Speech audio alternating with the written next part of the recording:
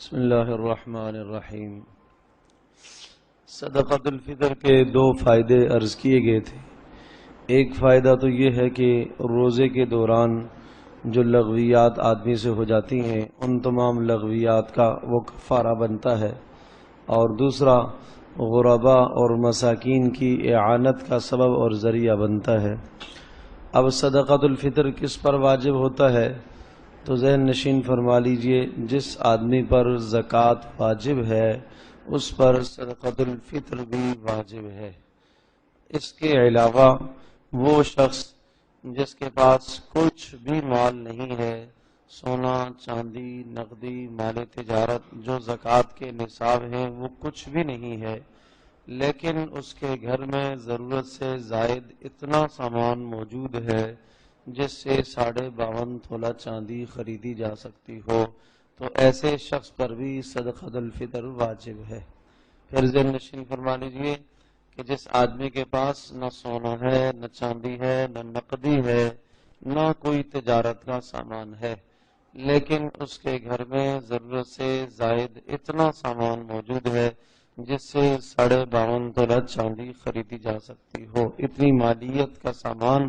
لگ بھگ 40,000 45,000 کے اگر اس کے گھر میں سامان موجود ہے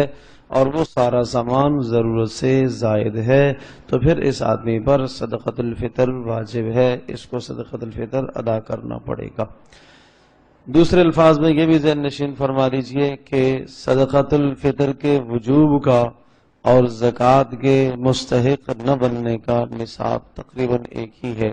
جس آدمی پر صدقۃ الفطر واجب ہو گیا وہ زکوٰۃ نہیں لے سکتا، وہ زکوٰۃ کے مستحق ہونے سے نکل گیا، وہ فقراء کی فہرست سے نکل جاتا ہے، لہٰذا جس آدمی پر صدقۃ الفطر واجب ہے وہ زکوٰۃ بھی نہیں لے سکتا، زکوٰۃ کا مستحق بھی نہیں ہے۔ زکوٰۃ اور صدقۃ الفطر میں ایک فرق یہ بھی ہے کہ زکوٰۃ کے مال کے لیے سال کا گزرنا شرط ہے، سال پورا نہیں ہوگا تو زکوٰۃ نہیں لازم اور واجب ہوتی، جبکہ صدقۃ الفطر کے لیے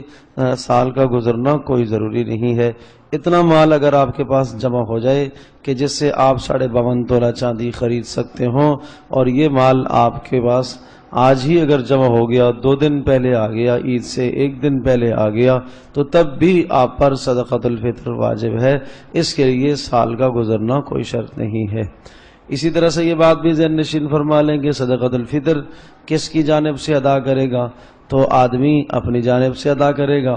اپنے نابالغ بچوں کی جانب سے ادا کرنا اس کے ذمہ لازم ہے، اپنی جانب سے اور اپنے نابالغ بچوں کی جانب سے۔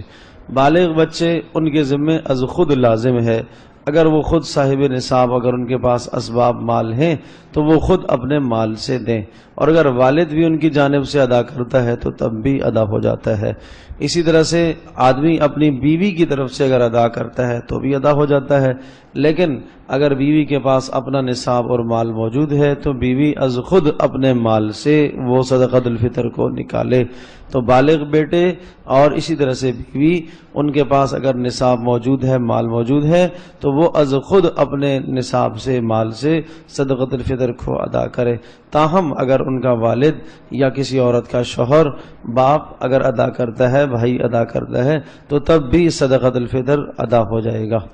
تیسری بات یہ ذہن نشین فرما لیجئے کہ صدقۃ الفطر کا مصرف کیا ہے، کس کو دینا ہے۔ صدقۃ الفطر کا مصرف وہی ہے جو زکوٰۃ کا مصرف ہے، فقیر، اور اس کو مالک بنا کر اس کو دینا، جس طرح سے زکوٰۃ میں ہوتا ہے اسی طرح سے صدقۃ الفطر میں بھی ضروری ہے کہ جس کو آپ دیں اس کو مالک بنا کر دیں۔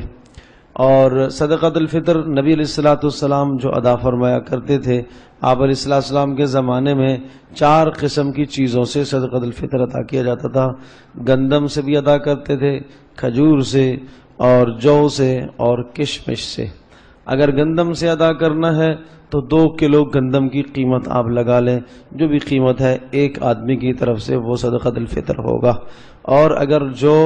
اور کھجور اور کشمش ان تینوں اجناس سے صدقۃ الفطر ادا کرنا ہے تو پھر ان تینوں اجناس کے لیے 4 کلو ہونا ضروری ہے۔ تو جس کے پاس جتنی حیثیت ہے اسی حساب سے صدقۃ الفطر ادا کرے. اگر غریب ہے، بہت زیادہ گنجائش نہیں ہے، تو پھر وہ گندم سے ہی ادا کرے، 2 کلو گندم کی قیمت دے دے. اور اگر صاحب حیثیت ہے تو وہ 4 کلو کھجور کی قیمت ایک آدمی کی طرف سے دے گا. اور اسی طرح سے کشمش کی 4 کلو کشمش کی قیمت ایک آدمی کی جانب سے دے گا، یا جو کی 4 کلو جو کی قیمت ایک آدمی کی جانب سے دے گا. جیسی حیثیت ہے اسی کے مطابق صدقۃ الفطر ادا کیا جائے. اللہ پاک ہم سب کے لیے عمل کرنا آسان.